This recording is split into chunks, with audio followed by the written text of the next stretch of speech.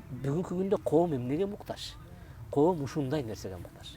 Ынтымакка муктаж. Бири бирин коргогонго, бири бирин колдогонго, бири бирин кечиргенге, бири бирин акыбалын сурап турганга дейт. Акыбалын сурап иши кылса, жыйынтыгында эмне болуш керек? Коом бир үй бүлөдө жашаш керек. Диндин өзүнүн түпкү философиясы ушул жерде жатат. Дин өзү эмне үчүн керек деген учурда ал көп деле важный эмес. Алла Тааланын кылган ибадат, намазы, бул билесизби?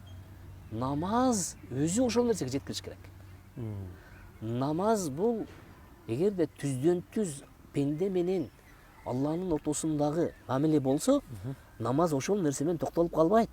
Ал керек болсо биз айтып аткан адамдар менен адамдар ортосундагы болгон мамилени калыптандырыш керек. Бул жерден Адамдарды ортосунда мындай бир илим бар. Социология деген илим бар. Социология деген илим бул эмне дегенде, бул адамдардын коомдошуп жашоодогу ордун изилдеп аныктайт да. Өтө чоң илим. Эмне үчүн дегенде, көпчүлүк мамлекеттин башын катырып, элди социалдаштырууга келгендеги ишке ашыра албаган көп катаал маселени исламдагы намаз жөнүндө ишке ашырып коет. Тез убакытта, жакын Кыска, өтө жөнөкөй, бесплатно, эч кандай акы албай туруп, эмне кылат? Элдерди бири-бири менен байлап салат. бир жөндөмгө салып. Экөөбүз бир мешитке келдик, азан чыкты. Анан экөөбүз кирдик. Экөөбүз кийимибиз таза, денебиз таза, оюбуз таза, ниетибиз таза.